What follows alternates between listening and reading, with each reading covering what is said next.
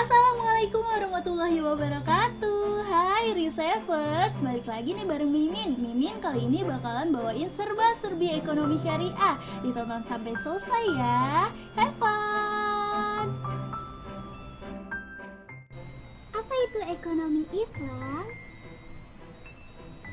Ekonomi Islam atau yang dikenal dengan ekonomi syariah adalah sebuah cabang ilmu pengetahuan yang membahas tentang cara pandang, menganalisis, dan menyelesaikan masalah-masalah ekonomi berdasarkan syariat Islam, yaitu yang berlandaskan Al-Quran dan As-Sunnah. Adapun, kritik utama ekonomi Islam terhadap ilmu ekonomi modern adalah kecenderungan bebas value dan moral yang diakibatkan yang pertama, karena ilmu ekonomi cenderung berbicara pada dataran positif yang memang menjaga objektivitas ilmu, namun amat sering dilanda krisis.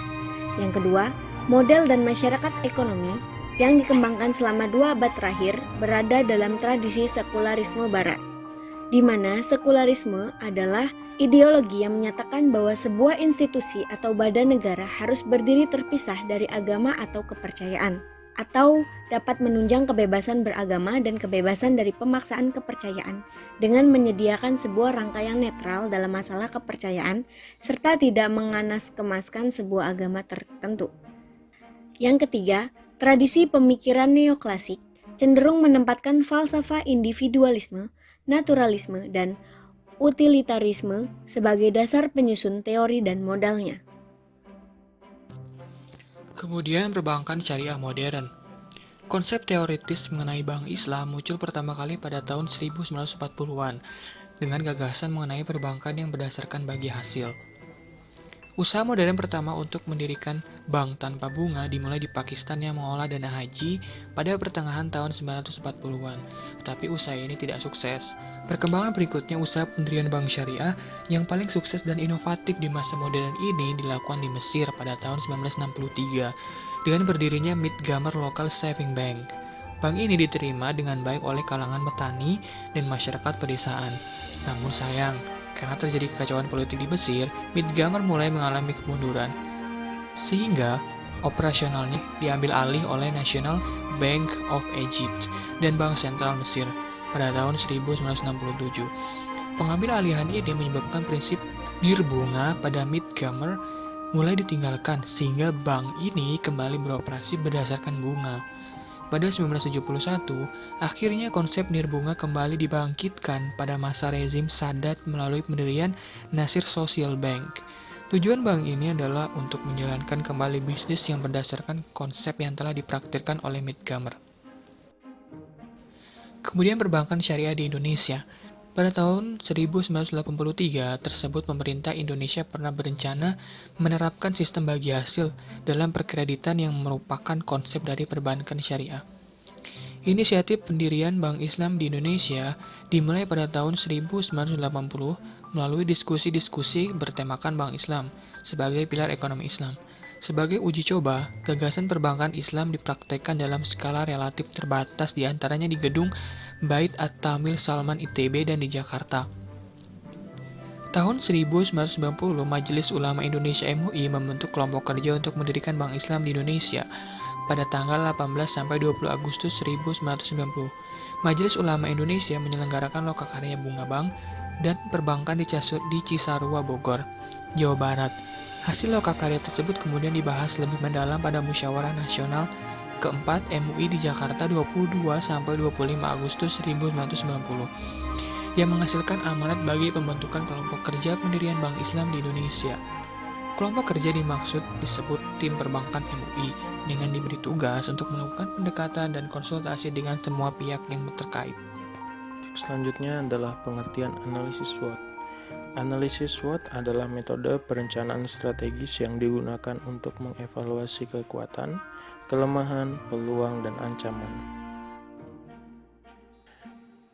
Analisis SWOT dapat diterapkan dengan cara menganalisis dan memilah berbagai hal yang mempengaruhi keempat faktornya.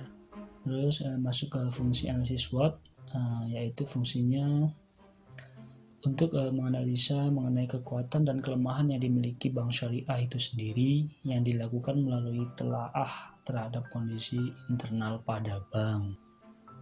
Di antaranya yang pertama kita uraikan. Pertama itu tentang kekuatan, yaitu strength dari bank syariah ini. Yang pertama yaitu kekuatan bisa diambil atau bisa difaktori oleh dukungan umat Islam itu sendiri. Yang kedua itu komitmen dan dukungan dari otoritas perbankan syariah. Yang ketiga yaitu dukungan dari lembaga keuangan Islam di seluruh dunia. Yang keempat yaitu konsep yang melekat atau built-in concept pada bank syariah yang sangat sesuai dengan kebutuhan pembangunan baik masa kini maupun di masa yang akan datang. Yang kedua yaitu kelemahan, weakness dari bank syariah, di mana masih terdapatnya berbagai kontroversi terhadap keberadaan dan sistem operasional pada bank syariah, di antara kelompok masyarakat dan banker ya syariah, seperti kontroversi tentang bunga bank dan riba, terus kontroversi tentang sistem akuntansi berbasis kas dan akrual. Yang ketiga, kontroversi tentang perhitungan bagi hasil atas dasar profit and loss sharing and revenue sharing. Kontroversi tentang perhitungan margin harga jual bank pada akad murabahah, bai'u bitamil ajil, salam, istisna, ijroh, dan lain sebagainya. Yang ketiga yaitu peluang atau opportunity dari bank syariah. Sedangkan pertimbangan yang membentuk peluang-peluang di bawah ini diantaranya yaitu peluang karena pertimbangan kepercayaan agama, itu satu. Yang kedua itu adanya peluang hukum untuk berkembangnya bank syariah. Yang ketiga itu adanya peluang ekonomi bagi keberadaan bank syariah. Terus kita masuk ke ancaman threat terhadap bank syariah. Ancaman yang paling berbahaya ialah apabila bank syariah dikaitkan dengan fanatisme agama. Akan tetapi pihak-pihak yang berusaha menghalangi berkembangnya bank syariah ini semata-mata hanya karena tidak suka apabila umat Islam bangkit dari keterbelakangan ekonominya. Apa itu ZISWAF? Jadi ZISWAF terbagi dari beberapa poin. Pada poin pertama adalah zakat. Zakat merupakan salah satu rukun Islam dan wajib ditunaikan jika sudah memenuhi ketentuan-ketentuannya. Zakat adalah sebuah nama untuk menyebutkan kadar harta tertentu yang didistribusikan kepada kelompok tertentu pula dengan berbagai syarat-syaratnya. Lalu pada poin kedua adalah infak. Infak adalah menggunakan atau membelanjakan harta benda untuk berbagai kegiatan dan kebaikan seperti untuk pergi haji, umroh, menafkahi keluarga, menunaikan. Lalu pada poin ketiga yaitu sodaqoh. Menurut Ar-Rohib Al-Asyafani adalah harta benda yang dikeluarkan orang dengan tujuan untuk mendekatkan diri kepada Allah Subhanahu wa Ta'ala. Sodaqoh adalah harta benda yang dikeluarkan orang dengan tujuan untuk mendekatkan kepada Allah Subhanahu wa Ta'ala, dan pada dasarnya sodaqoh digunakan untuk sesuatu yang disunahkan, sedangkan zakat untuk sesuatu yang diwajibkan. Lalu pada poin keempat yaitu wakaf. Wakaf adalah menahan harta yang bisa diambil manfaatnya dengan tetap kekalnya zat harta itu sendiri dan mentasyarufkan kemanfaatannya di jalan kebaikan dengan tujuan mendekatkan diri kepada Allah Subhanahu wa Ta'ala. Lalu saya akan menjelaskan mengenai kontribusi ZISWAF pada masa wabah COVID-19. Berdasarkan statistik zakat nasional pada tahun 2018, pertumbuhan pengumpulan ZIS di Indonesia pada kurun waktu tahun 2002 sampai 2018 mencapai rata 34,82%. Sementara pertumbuhan PDB di Indonesia pada kurun waktu yang sama mencapai rata 5,38%. Pada tahun 2018, ZIS dikumpulkan mencapai 8,1 triliun yang sebagian besarnya dihimpun dari zakat penghasilan sebesar 40,68% jika dibandingkan dengan potensi zakat sebesar 233,8 triliun, maka realisasinya pengumpulan masih sangat kecil, yakni sekitar 3,4%.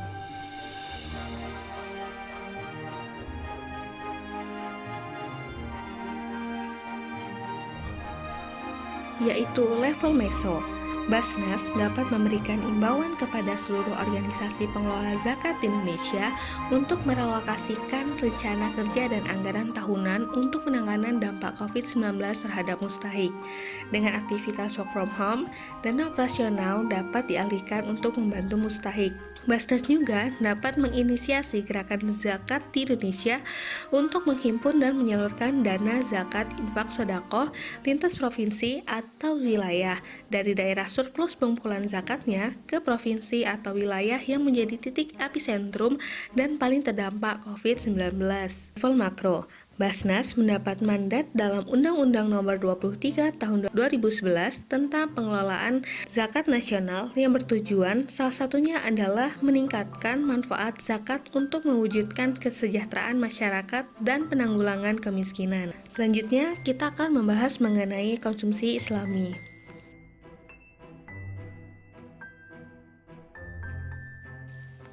Pada dasarnya, setiap manusia membutuhkan konsumsi. Namun, persamaan kebutuhan ini tidak membawa setiap manusia ke tujuan yang sama. Dalam Islam, tujuan utama konsumsi seorang muslim adalah sebagai sarana penolong untuk beribadah kepada Allah Subhanahu wa taala. Konsumsi seorang muslim juga harus memperhatikan kebaikan atau kehalalan sesuatu yang akan dikonsumsinya. Konsumsi bagi seorang muslim hanya sekadar perantara untuk menambah kekuatan dalam menaati Allah SWT yang ini memiliki indikasi positif dalam kehidupannya. Dan konsumsinya itu tidak melampaui batas. Pertanyaan selanjutnya adalah bagaimanakah etika konsumsi dalam Islam? Etika konsumsi dalam Islam yaitu jenis barang yang dikonsumsi adalah barangnya baik dan halal atau biasa dikenal dengan halalan thayyiban, seperti mencakup zat dan prosesnya. Zat di sini memiliki arti adalah bahan-bahannya. Barang tersebut telah disebutkan dalam hukum syariah tentang kehalalannya, di mana asal hukum makanan adalah boleh kecuali yang dilarang, sebagaimana terdapat dalam Quran Surat Al-Baqarah ayat 168 sampai 169 dan An-Nahl ayat 66 sampai 69. Yang kedua, haram, di mana hanya beberapa jenis makanan yang dilarang seperti babi, darah dan lain sebagainya, yaitu terdapat Surat Al-Baqarah ayat 173 dan Al-Maidah ayat 90.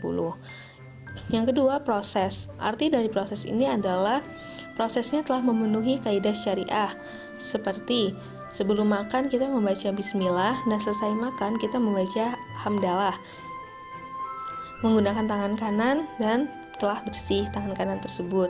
Yang kedua, cara mendapatkannya tidak dilarang. Artinya, untuk mendapatkan alias membeli barang yang akan kita konsumsi tersebut, uang yang kita dapatkan itu tidak riba, sebagaimana yang telah dijelaskan di atas. Yang selanjutnya, kemanfaatan atau kegunaan barang yang dikonsumsi artinya lebih memberikan manfaat dan jauh dari merugikan dirinya sendiri maupun orang lain. Yang terakhir, kuantitas barang yang dikonsumsi tidak berlebihan dan tidak terlalu sedikit atau kikir atau batil, tetapi pertengahannya sebagaimana Quran Surat Al-Furqan ayat 67. Dan hal ini telah dibahas pada materi sebelum ini. Terima kasih yang udah nonton, semoga bermanfaat ya. Wassalamualaikum warahmatullahi wabarakatuh.